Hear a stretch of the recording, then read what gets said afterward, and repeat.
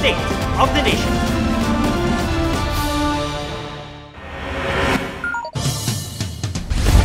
Ay, nagbabaril.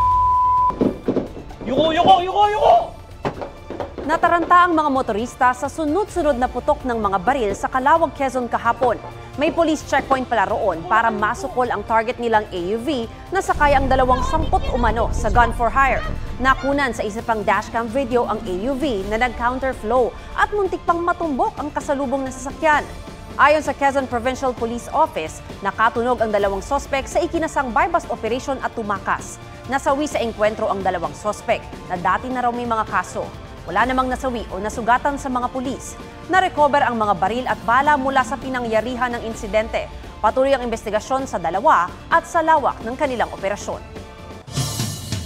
Tumatawid ngayong gabi sa Northern Luzon ang bagyong Isang. Nagpapaulan yan pati ang hangin habagat sa iba't ibang lugar sa bansa. Binahana naman ang ilang bahagi ng Metro Manila, pati Manila City Hall at tapat ng Senado. May report si Darlene Kai. Nagmistulang ilog ang Calao Avenue sa Maynila dahil sa taas ng baha, resulta ng ulang dala ng bagyong Isang at habagat. Halos di makadaan ang mga sasakyan pati ambulansya. Kung hindi stranded, ang ilang sasakyan, lubog at tumirik pa. Ang mga namamasada maging ang mga delivery rider, apektado ang kita. Baha rin sa Taft Avenue. Sa kanto ng Taft at Pedro Hill Street, nakalubog sa hanggang tuhod na baha ang mga nakapilang pasahero paakyat ng LRT1 Pedro Hill Station. Sa binaharing panulukan ng Taft at United Nations Avenue, pahirapan din ang biyahe. May mga naglutangan pang basura. Mismong ang Manila City Hall hindi nakaligtas sa baha. Sa paligid kasi, lubog sa tubig ang madaraanan gaya sa Antonio Villegas Street, pati sa Padre Burgos Street. Sa labas ng City Hall, napasakay sa pushcart ang abogadong ito ng Public Attorney's Office Manila para makatawid sa baha. May kailangan kasi siyang daluhang pagdinig sa korte. Ayon sa lokal na pamahalaan, nasa 30% ng lungsod ang binaha ngayong araw. Nalubog din ang ilang bahagi ng Pasay City. Tumirik ang motorsiklong ito sa hanggang hitang tubig sa Jokno Boulevard. Baha rin sa labas ng Senado kaninang umaga. Sumilong tuloy ang ilang pari at miyembro ng simbahan na nagprepare rally para iprotesta ang mga anomalya sa flood control projects. Mag-aalas 10 kanina nang maglandfall sa kasiguran Aurora ang bagyong Isang. Lumakas ang hampas ng hangin doon, kaya naputol ang supply ng kuryente sa ilang lugar.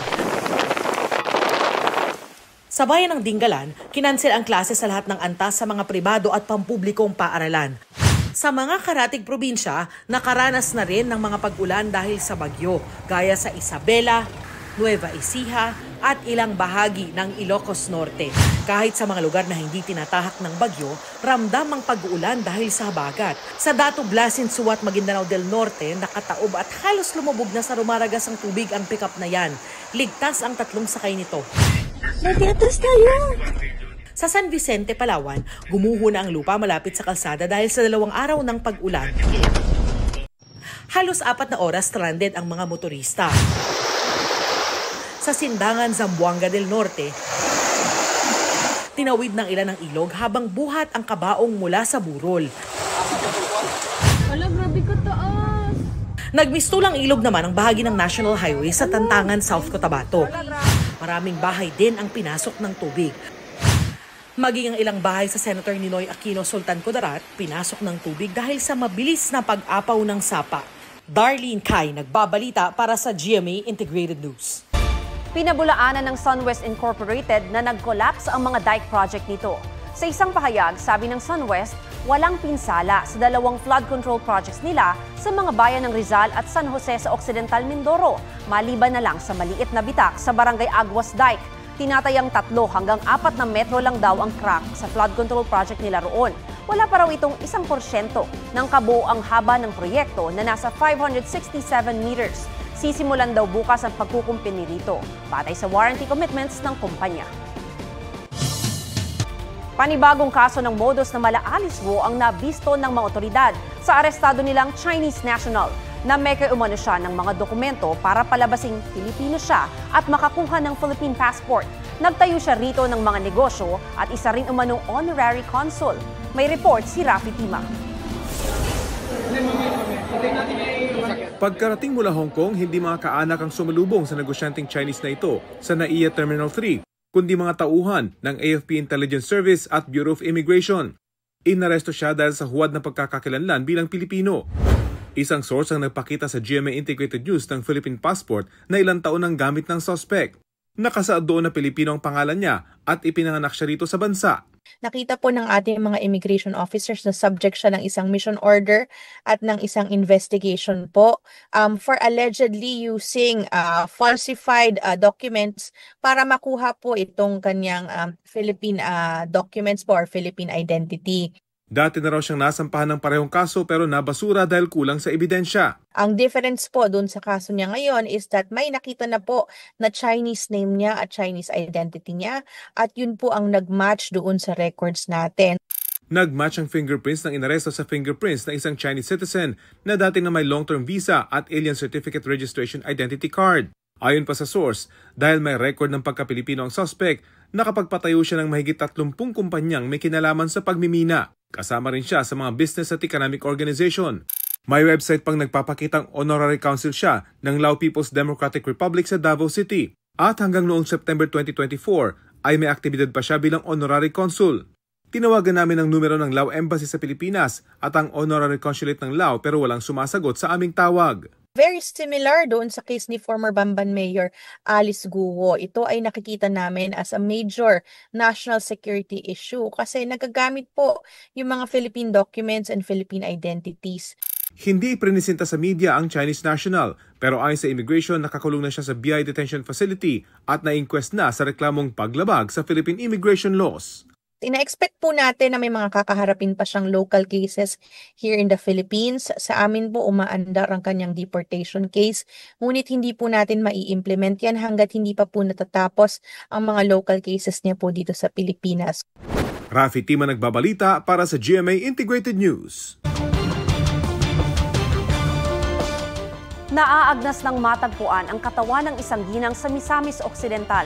Ang pumaslang umano, sarili niyang anak. Masangsang na ang amoy na umilingasaw sa bahay ng biktima kaya tumawag ng otoridad ang mga kapitbahay. Nasa ilalim ng higaan ng biktima na binalutan ng plastik ang ulo.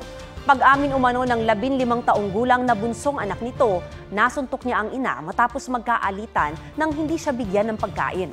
Natumba ang ina at dumugo ang ulo. Itinago niya raw ang katawan nito.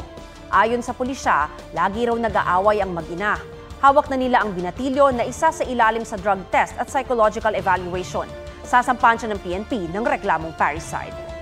Pinawalang sala ng Sandigan Bayan Special 3rd Division ang mag-amang Jejomar at Junjun Binay sa mga kaso kaugnay sa pagpapatayo ng Makati City Hall parking building. Ayon sa korte, bigo ang prosekusyon na patunayang guilty beyond reasonable doubt sa graft, malversation at falsification of public documents ang dalawa. Absuelto rin ang 22 iba pang kapwa-akusado. Sa humigit kumulang 20 kasong isinampa laban sa kanila. Pinababawi rin ng Anti-Graft Court ang whole departure order laban sa mag-amang Binay at iba pang akusado. Tumangging magpaunlak ng panayam ang pamilya Binay. 2016 nang magpasya ang ombudsman na may probable cause para kasuhan ang mag-amang Binay at iba pa kaugnay sa umano'y maanumalyang pagtatayo ng gusali sa halagang 2.2 billion pesos mula 2007 hanggang 2013 kung kailan magkasunod na nalibihang alkalde ang mag-ama. Nararanasan ngayon sa trabaho hindi lang yung quiet quitting o pumapasok na lang kahit wala ng gana. Meron ding mga sawa na sa trabaho pero hindi magawang mag-resign. Yan ang quiet cracking. Kung bakit nararanasan ang mga yan, alamin sa report ni Von Aquino. Nagtrabaho bilang service crew sa restaurant ang 19 years old na tawagin nating Vince. Pero dahil anya sa pinagsama-samang pressure at dami ng trabaho, hindi na po ako nagpapakitang gilas po ganun, something like that na hindi na po ako namamotivate. Matapos ang 10 buwan, nag-resign siya. Ayon sa isang human resources consultant, isa sa mga senyales na nagka-quiet quitting na ang isang empleyado kapag wala na siyang motivation. Yung hinihintay niya na lang na ma-fire siya, wala na yung productivity niya. Ang team manager naman na si JR, di niya tunay na pangalan, nakaranas daw ng tinatawag namang quiet cracking. Nilayo ko yung sarili ko sa mga tao, kumbaga nagtrabaho ako ng sarili ko lang. Ang empleyadong nagka-quiet cracking, ginagawa pa rin naman ang kanyang trabaho pero Parang ginagawa niya na lang kung ano yung pinapagawa sa kanya. Naka-autopilot. ilan sa mga posibleng dahilan ng pagka-quiet quitting o quiet cracking ay problema sa pamilya, kawalan ng structured career path, conflict sa kapwa empleyado o superior at di naaayong sweldo. Payo niya sa employers. Regular check-ins. Yung hindi lang kamusta ka, yung mas mararamdaman ng tao na belong siya na, kamusta yung family mo? Mararamdaman niya na hindi siya takot mag-share. Gumawa ng mga wellness programs katuwang ang mga mental health professionals. Malaki naman daw ang benepisyo sa kumpanya kapag napangalagaan ang mental health ng mga empleyado. Less yung drama sa workplace, less yung drama, mas productive yung company, na-achieve yung goals. Payo naman ng isang psychiatrist kung nagka-quiet quitting o cracking na sa trabaho. Una, hanapin ang ugat ng dissatisfaction. Pangalawa, i-communicate ito sa boss, supervisor o katrabaho. Mainam din anyang balikan ang dahilan kung bakit pinili ang trabaho sa umpisa. Para bumalik yung kanyang reason for being there. Kasi sometimes na due to the stress ng work, nawawala tayo sa focus. Pero kung nakakaranas na ng panic attack, distress, depression at anxiety, huwag mag-atubiling humingi ng tulong.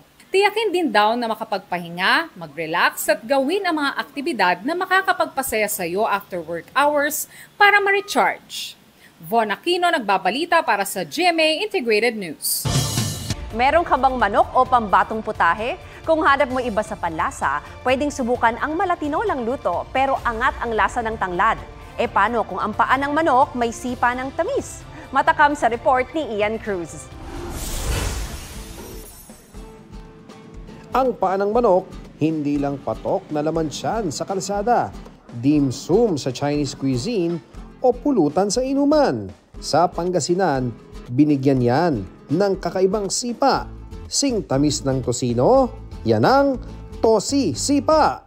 Pakukuluan at tatanggalan ng buto ang paa. Ipinoproseso ito at hinahaluan ng harina at marinated sauce na may samot-saring sangkap, gaya ng cornstarch, pineapple juice at itlog. Hinaluan din ng mga pampalasang bawang, asin, paminta, asukal, sarsa at toyo. Ang resulta, manamis-namis na lasa, gaya ng tipikal na tosino. From Pangasinan, lipad tayo sa Pampanga para sa luto sa manok na swak, lalo kapag maulan o malamig. Parang tinola, pero ang lasa, pinatingkad ng tanglad na sagana sa lubaw.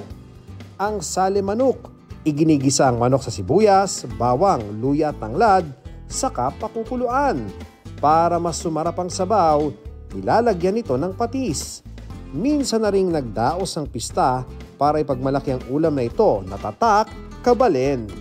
Ian Cruz nagbabalita para sa GMA Integrated News.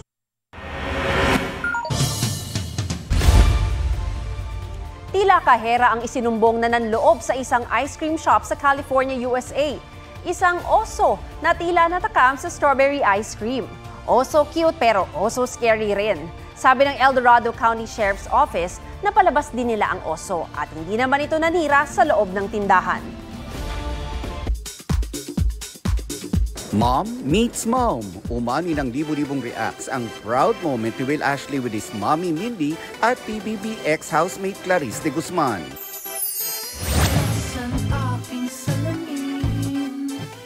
The long wait is over for Barda fans. Muling mapapanood sina Barbie Fortesa at David Licauco sa Beauty Empire. Baka this week na po lumabas ang role ni David as Javier. Mapapanood yun na po ulit ang Barda. Happy dahil nakapag-acting na ako.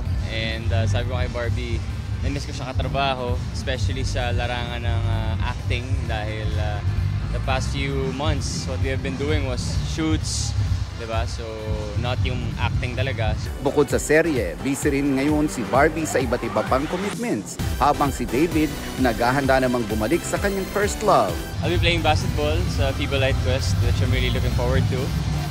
Something na matagal ko ng pangarap. So now na, like I'm getting to play, especially playing with mga players na professional and international. Baga ng panahon, akbay ng ambon, wala Babalikan din ni Khalil Ramos sa kanyang first love, ang pagkanta. Para yan sa pelikulang One Hit Wonder featuring OPM hit songs noong 80s at 90s. Nagsimula ako sa industriya as a singer lang talaga. Hindi ako marunong umarte. Yung role ni Entoy, yun din yung pinangahawakan niya. Alam niyang magaling siya magsulat, magaling siyang kumanta. I was once like Entoy na may pangarap lang maging isang magaling na artista. Makakasama rin niya si Cruz versus Cruz star Gladys Reyes na for a change ay hindi kontrabida kundi isang supportive mom at tita. Siguro yung dapat wala pa rin, hindi ka pa rin tumitigil na natututo, di ba? Kahit na ilang henerasyon na, I'm just so happy na mula noon na ang inaapi ko si Judy Ann, di ba? Claudine, sila ano. Ngayon inaapi ko na yung mga bagong new breed of actors. Nelson Canlas nagbabalita para sa GMA Integrated News. Yan po ang State of the Nation. Para sa mas malaking misyon, para sa mas malawak na paglilingkod sa bayan. Sa ngalan ni Ato Maraulio, ako si Mav Gonzalez. Mula sa GMA Integrated News, ang News Authority ng Pilipino. Huwag magpahuli sa mga balitang dapat niyong malaman. Mag-subscribe na sa GMA Integrated News sa YouTube.